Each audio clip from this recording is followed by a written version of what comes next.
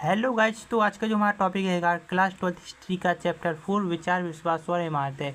इसमें हम सांस्कृतिक विकास के बारे में समझने वाले हैं और इसमें 600 ईसा पूर्व से 600 ईस्वी तक के संबंध को समझेंगे। ठीक है, तो इस चैप्टर का जो आज का जो हमारा टॉपिक रहेगा महात्मा बुद्ध की शिक्षाओं के ऊपर पढ़ने वाले हैं। इसके पहले महात्मा बुद्ध के बारे में हम लोग पढ़ चुके हैं। ठीक है, तो इसमें हम पढ़ेंगे महात्मा बुद्ध की जो शिक्षाएं हैं, मतलब किन किन को उन्होंने शिक्षित किया है, अपने धर्म उपदेश दिए हैं, उन सब के बारे में पढ़ेंगे। ठीक है, बुद्ध की शिक्षाओं को सुत्त पिटक में दी गई कहानियों के आधार पर पुनर्निर्मित किया गया है। हालांकि कुछ कहानियों में उनकी अलौकिक शक्तियों का वर्णन है, दूसरी कथाएं मिलती हैं कि अलौकिक शक्तियों की बजाय हिंदू ने लोगों को विवेक और तर्क के आधार पर समझने का प्रयास किया है। उदाहरण के लिए, जब एक मरे हुए बच्चे की शौकमान माँ बुद्ध के पास आई तो उन्होंने बच्चे को जीवित करने के लिए बजाय उस महिला को मृत्यु के अव्यवहार्य होने की बात समझाई। कथाएं आम जनता की भाषा में रची हुई थीं, जिससे कि इन्हें आसानी से समझा जा सकता है।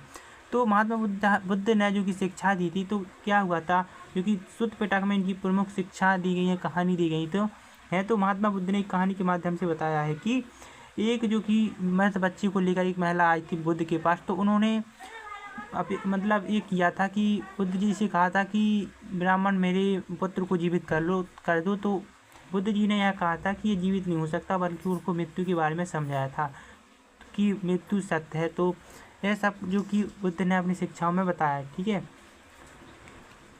अब बौद्ध धर्म के अनुसार विश्व अनित्य है और लगातार बदल रहा है। यह आत्मविहीन आत्मा है, क्योंकि यहाँ कुछ भी स्थायी या शाश्वत नहीं है। इस क्षणभंगुर दुनिया में दुख मनुष्य के जीवन का अंतर्निहित तत्व है। घोर तपस्या और विषय शक्ति के बीच मध्यम मार्ग अपनाकर मनुष्य जीवन के दुखों से मुक्ति पा सकता है। बुद्ध धर्म की प्रारंभिक परंपरा में भगवान का होना या ना होना अप्रासंगिक है।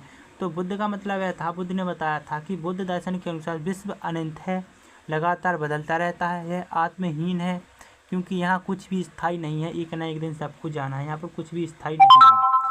यह क्षणभंगुर दुनिया में मनुष्य जो कि दुख के जीवन का अंत नहीं तत्व है। मनुष्य है तो सुख भी होंगे और दुख भी होंगे। ठीक है, घोर तपस्या विषय शक्ति के बीच एक मध्यम मार्ग है, जिसको अपनाकर मनुष्य इस दुनिया के दुखों से मुक्ति पा सकता है, जो कि महात्मा बुद्ध की शिक्षाओं के अंतर्गत जो कि बताया गया है। ठीक है, अगला टॉपिक है बुद्ध के अनुयायी। तो बुद्ध के अनुयायी से तात्पर्य है कि बुद्ध के जो भी सिख भी रहे हैं, मतलब उनके जिन्होंने बुद्ध धर्म ही अपनाया है और उनके शिष्य रहे, तो उनके अनुयायी कौन कौन था। ठीक है, धीरे धीरे बुद्ध के शिष्यों का दल तैयार होता गया, इसीलिए उन्होंने संघ की स्थापना की। मतलब धीरे धीरे उनके जो कि अनुयायी बढ़ते गए और उन्होंने एक संघ की स्थापना की। ऐसे भिक्षुओं की एक संख्या को जो धर्म के शिक्षक बन गए। इस भ्रमण एक सादा जीवन बिताते हैं, उनके पास जीवन यापन के लिए अत्यावश्यक चीज़ों के अलावा कुछ नहीं होता, जैसे कि दिन में एक बार उपासकों से भोजन दान पाने के लिए वे एक कटोरा रखते थे। चूँकि वे दान पर निर्भर रहते थे, इसीलिए उन्हें भिक्षु भी कहा जाता था।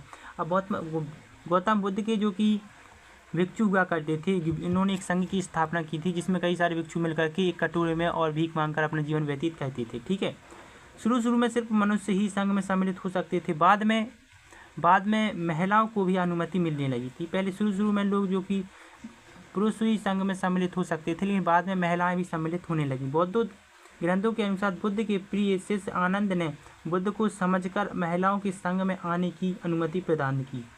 ठीक है, बुद्ध की उपमाता महाप्रजापति गौतमी संघ में आने वाली पहली भिक्षु बनी।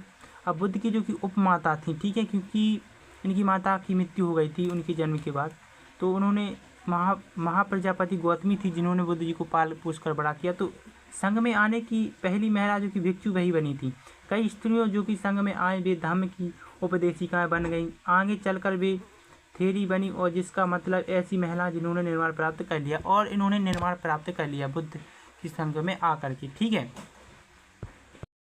अब बात करें बुद्ध के अनुयायी कई सामाजिक वर्गों में आए थे, जिसमें राजा, धनवान, गृहपति और सामान्य जन, कार, दास, शिल्प सभी सम्मिलित थे। यह एक बार संघ में आ जाने पर सभी को बराबर माना जाता था, क्योंकि भिक्षु और भिक्षुनी बनने का उन्हें अपनी पुरानी पहचान को त्याग देना पड़ता था और संघ की संचालन पद्धति गणों और संघों की परंपरा पर आधारित रहना पड़ता था। इसके तहत लोग बातचीत के माध्यम से एकदम होने की कोशिश करते थे, और अगर यह संभव नहीं था तो वह मतदान द्वारा निर्णय किया जाता था। मतलब जो भी बुद्ध संघ में आता था तो सबको समान अधिकार दिया जाता था, कोई ऊंच नीच का जो कि व्यापार नहीं था, उसमें सब लोग समान रहते थे। ठीक है, फिर क्या हुआ था, बुद्ध के जीवन में उनकी मृत्यु के बाद बौद्ध धर्म तेजी से फैला। इसका कारण यह था कि लोग समकालीन धार्मिक प्रथाओं से संतुष्ट थे और उस युग में तेजी से हो रहे सामाजिक बदलाव ने उन्हें उलझनों में बांध दिया था। बौद्ध भिक्षुओं में जन्म के आधार पर श्रेष्ठता की बजाय जिस तरह अच्छे आचरण और मूल्य को महत्व दिया गया था,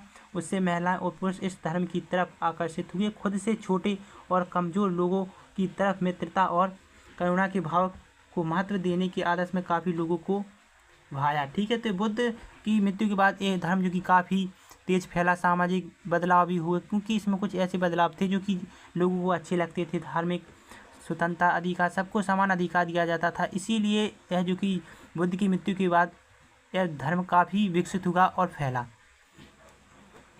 तो आज के वीडियो में इतना ही, अब मिलते हैं अगले पार्ट में। वीडियो पसंद आया हो तो लाइक कीजिएगा, शेयर कीजिएगा और कमेंट कीजिएगा।